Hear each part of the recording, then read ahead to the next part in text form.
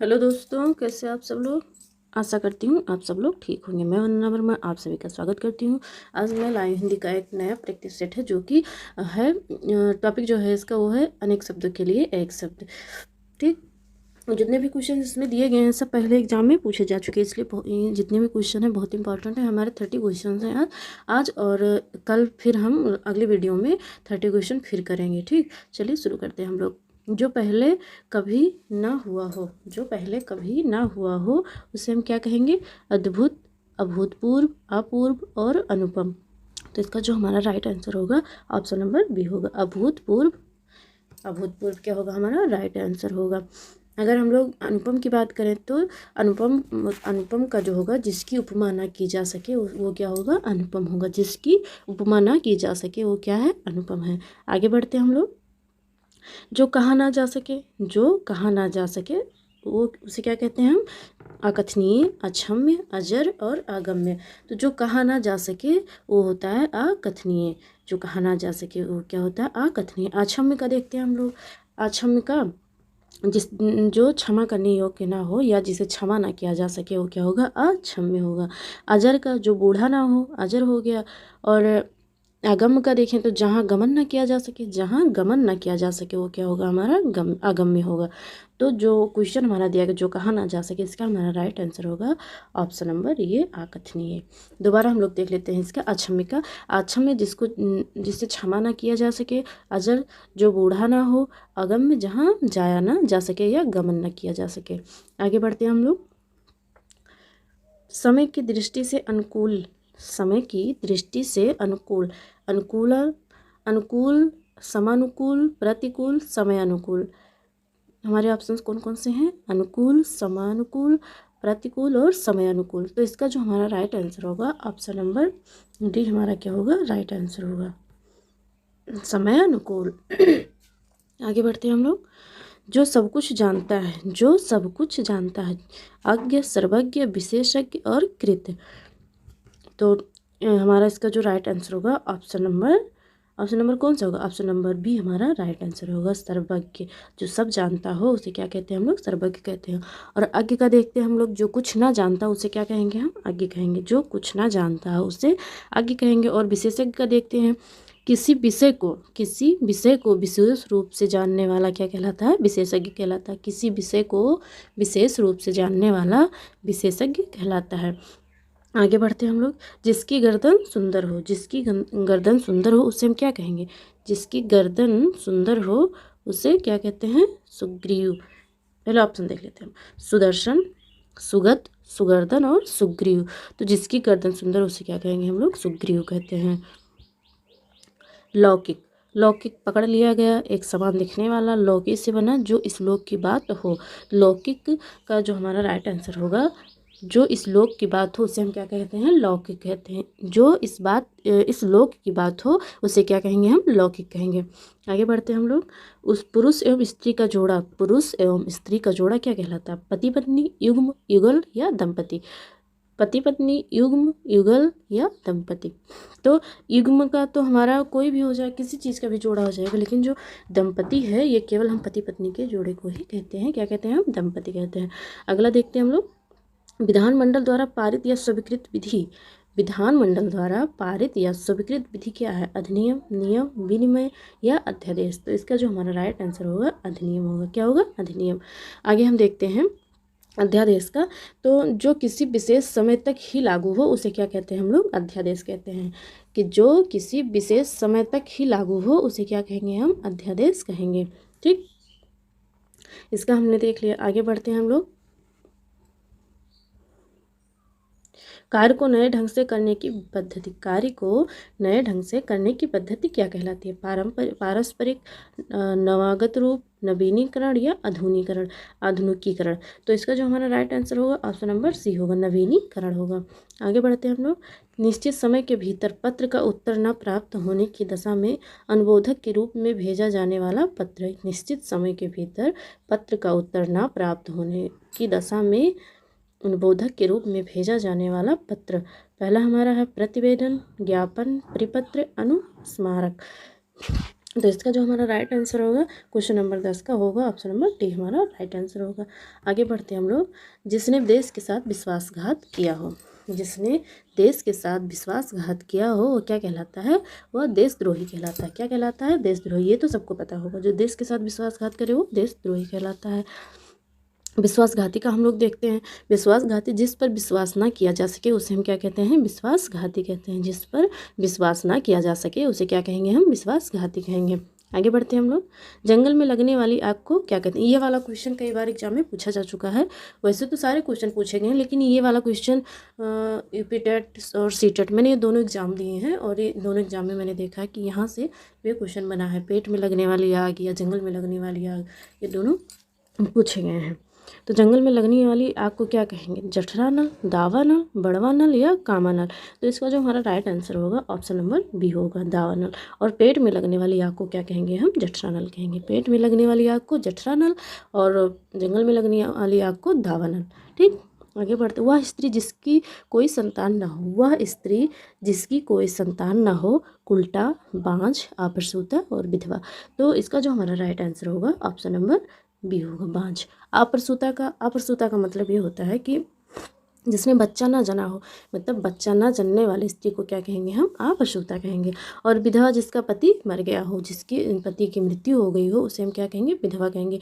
अगर जिसकी पत्नी की मृत्यु हो गई, अगर किसी पुरुष के पत्नी की मृत्यु हो गई हो तो उसे हम क्या कहेंगे? उसे विधुर कहेंगे।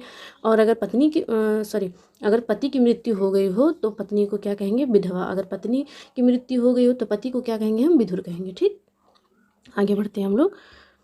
रसास्वादन, किसी रस से भरा होना, किसी विषय में मस्त रहना, किसी रस का उपभोग करना, किसी बात में रुचि लेना।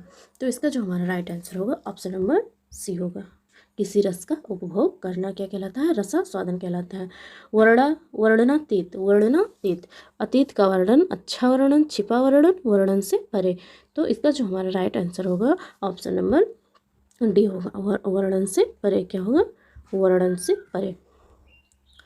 पत्र या प्रश्नादि के उत्तर की अपेक्षा करने वाला, पत्र या प्रश्नादि के उत्तर की अपेक्षा करने वाला, उत्तरीय, उत्तरायणी, उत्तराधिकारी, उत्तरापेक्षी। तो इसका हमारा जो राइट आंसर होगा ऑप्शन नंबर डी होगा, उत्तरापेक्षी। उत्तराधिकारी का हम लोग देखते हैं, किसी के बाद उसकी संपत्ति प्राप्त करने वाला क्या कहलाता है? उत्तराधिकारी कहलाता है। किसी के बाद उसकी संपत्ति को प्राप्त करने वाला क्या कहलाएगा? उत्तराधिकारी कहलाएगा। आगे बढ़ते हम लोग।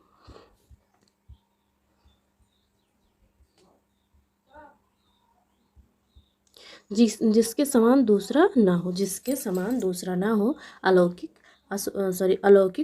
स्वर्गिक, अप्रतिभा, अप्रतिम। तो इसका जो हमारा राइट आंसर होगा ऑप्शन नंबर ये होगा, अलौकिक, जिसके समान दूसरा कोई ना हो उसे हम क्या कहेंगे? अलौकिक कहते हैं। जहाँ पहुँचा ना जा सके, दुर्गम, अधिगम, अगम और सुगम। तो इसका जो हमारा राइट आंसर होगा ऑप्शन नंबर सी होगा, अगम। जहाँ पहुँचा ना जा सके उसे हम क्या कहते हैं? अगम कहते हैं। दुर्गम का देखते हैं जिसमें जाना या समझना कठिन हो, जिसमें जाना या समझना कठिन हो वो क्या कहलाता है? दुर्गम कहलाता है। आगे बढ़ते हैं हम लोग। जो बहुत बातें करता हो उसे हम क्या कहते हैं? बाधिर, बहुज्ञ, वचनीय और बहुभाषी। तो पहले इसका जो हमारा राइट आंसर होगा ऑप्शन नंबर डी होगा, बहुभाषी। जो बहुत बातें करता हो, बहुभाषी तो नहीं, वाचाल होना चाहिए, इसका ऑप्शन में ही नहीं दिया गया है। जो बहुत बातें करता है उससे हम क्या कहते हैं? वाचाल कहते हैं। क्या बोलते हैं? वाचाल। ठीक, और बहुभाषी का होगा जो बहुत सारी भाषाओं को जानता हो, बहुभाषी हो गया। बहुज्ञ का जो बहुत कुछ जानता हो, या जो बहुत कुछ जो बहुत कुछ जानता हो उसे बहुज्ञ कहते हैं। जो बोल ना पाता वो अधीर कहते हैं। चलिए आगे बढ़ते हैं हम लोग। अतिवृष्टि का क्या अर्थ है? अतिवृष्टि, अत्यधिक विचार करना, अत्यधिक वर्षा होना, अत्यधिक सूखा पड़ना, अत्यधिक संतुष्ट होना। तो इसका जो हमारा राइट आंसर होगा ऑप्शन नंबर बी होना, अतिवृष्टि का अत्यधिक वर्षा होना। इसका अनेक शब्दों के लिए एक शब्द में इसका होगा क्या? अत्यधिक वर्षा होना का होगा अतिवृष्टि। आगे बढ़ते हैं हम लोग। अनुमति, किसी कार्य की आज्ञा देना, किसी कार्य के लिए निर्देश देना, किसी कार्य के लिए आदेश देना, किसी कार्य के लिए सहमति देना। तो इसका जो हमारा राइट आंसर होगा ऑप्शन नंबर डी होना, किसी कार्य के लिए सहमति देना क्या कहलाता है? अनुमति कहलाता है। किसी कार्य के लिए सहमति देना अनुमति कहलाता है। अन्योन्याश्रित, अन्योन्याश्रित किसी पर आश्रित होना, किसी पर आश्रित ना होना, एक दूसरे पर आश्रित होना, किसी को आश्रित बना देना। तो इसका जो हमारा राइट आंसर होगा ऑप्शन नंबर सी होगा। एक दूसरे पर आश्रित होना क्या कहलाता है? अन्योन्याश्रित कहलाता है। अगर हम देखें प्राश्रित किसे कहते हैं तो दूसरों के आश्रय में रहने वाला क्या कहलाता है? प्राश्रित कहलाता है। दूसरों के आश्रय में रहने वाला प्राश्रित कहलाता है, प्राश्रित कहलाता है। वह सायंकालीन बेला जब पशु वन से चरकर लौटते हैं तो वह क्या कहलाता है? गोधूल कहलाता है। क्या कहलाता है? गोधूल। सूर्यास्त का मतलब जब सूर्य अस्त होता है तो उसे सूर्यास्त कहेंगे। और अपराह्न दोपहर के समय को क्या कहते हैं हम लोग? अपराह्न कहते हैं। आगे बढ़ते हैं हम लोग।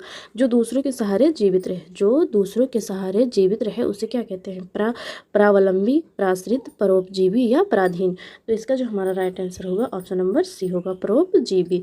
प्राश्रित का तो हम लोग देख ही लिए हैं कि जो दूसरों के आश्रय में रहे उसे क्या कहते हैं? प्राश्रित कहते हैं। किसी के प्रति उदारता एवं कृपा पूर्वक किया जाने वाला व्यवहार, किसी के प्रति उदारता एवं कृपा पूर्वक किया जाने वाला व्यवहार क्या कहलाता है? विग्रह, निग्रह, अवग्रह और अनुग्रह। तो इसका जो हमारा राइट आंसर होगा ऑप्शन नंबर डी होगा, अनुग्रह। क्या होगा? ऑप्शन नंबर डी, अनुग्रह। आगे बढ़ते हैं हम लोग। दो पर्वतों के बीच की भूमि, और ये भी बहुत जो क्वेश्चन नंबर 26 ये बहुत ज़्यादा इंपॉर्टेंट है क्योंकि ये भी एग्जाम में आया, कई बार आया है। दो पर्वतों के बीच की भूमि को हम लोग क्या कहते हैं? उपत्यका, घाटी, द्रोण या बेसिन। तो इसका जो हमारा राइट आंसर होगा ऑप्शन नंबर ये होगा, उपत्यका। इसका जो दो पर्वत के बीच की भूमि जो है घाटी कहलाती है। क्या कहलाती है? घाटी कहलाती है। और पर्वत के जो पास की भूमि होती है, पर्वत के पास की भूमि क्या कहलाती है? उपत्यका कहलाती है। पर्वत के पास की भूमि को उपत्यका कहते हैं और दो पर्वत के बीच की जो भूमि होती है उसे क्या कहते हैं हम लोग? घाटी कहते हैं। आगे बढ़ते हैं। जिसे पार करना कठिन हो, जिसे पार करना कठिन हो उसे क्या कहते हैं? जिसे पार करना कठिन हो। निगम, आगम, दुर्गम और अगम्य। तो जिसे पार करना कठिन हो होगा दुर्गम। क्या होगा? दुर्गम। दुर्गम हमारा क्या होगा? राइट आंसर होगा, ऑप्शन नंबर सी हमारा राइट आंसर होगा। अगम्य का तो हम लोग देख ही लिए हैं, जहाँ जाया ना जा सके या जहाँ गमन करना मुश्किल हो या जहाँ गमन ना किया जा सके वो अगम्य हो गया।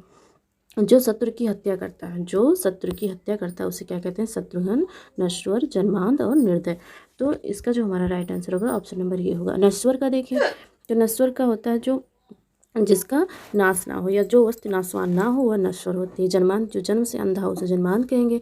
और निर्दय जिसके दिल में दया ना हो वो क्या होगा? निर्दय होगा। आगे देखते हैं हम लोग। जिसके आर पार देखा जा सके, जिसके आर पार देखा जा सके उसे क्या कहेंगे हम? दूरदर्शी, सूक्ष्मदर्शी, पारदर्शी या अवतलदर्शी। तो इसका जो हमारा राइट आंसर होगा ऑप्शन नंबर सी होगा, पारदर्शी। अगर दूरदर्शी की बात देखें तो दूरदर्शी का मतलब होता है बहुत दूर की बात पहले से सोचने वाला। क्या कहलाता है? दूरदर्शी कहलाता है। बहुत दूर की बात पहले से सोच लेने वाला क्या कहलाएगा? हमारा दूरदर्शी कहलाएगा। सूक्ष्मदर्शी, सूक्ष्म जीवों को देखने वाला क्या कहलाता है? सूक्ष्मदर्शी कहलाता है। आगे बढ़ते हैं हम लोग। ये हमारा लास्ट क्वेश्चन है 30 नंबर का। हर काम को देरी से करने वाला, हर काम को देरी से करने वाला क्या कहलाता है? हर काम को देर से करने वाला दीर्घदर्शी, अदूरदर्शी, विलंबी या दीर्घसूत्री। तो इसका जो हमारा राइट आंसर होगा ऑप्शन नंबर डी होगा, दीर्घसूत्री हमारा क्या होगा? राइट आंसर होगा। तो आज का जो हमारा प्रैक्टिस सेट था इतना ही था, जो कि 30 क्वेश्चन थे। और अगली वीडियो में हम इसी टॉपिक से अनेक शब्दों के लिए एक शब्द से आगे 30 क्वेश्चन और लाएंगे। तो और आगे और वीडियो पाने के लिए चैनल से जुड़े रहें। अगर चैनल पर पहली बार आएँ तो चैनल को सब्सक्राइब कर लें। अच्छा लगा हो तो लाइक कर दें, शेयर कर दें और कमेंट करके ज़रूर बताएं आप लोग कि कैसा रहा सेशन। अगर कोई कमी हो, सुधार किया जा सकता है उसमें तो आप लोग ज़रूर मुझे बताएं। धन्यवाद।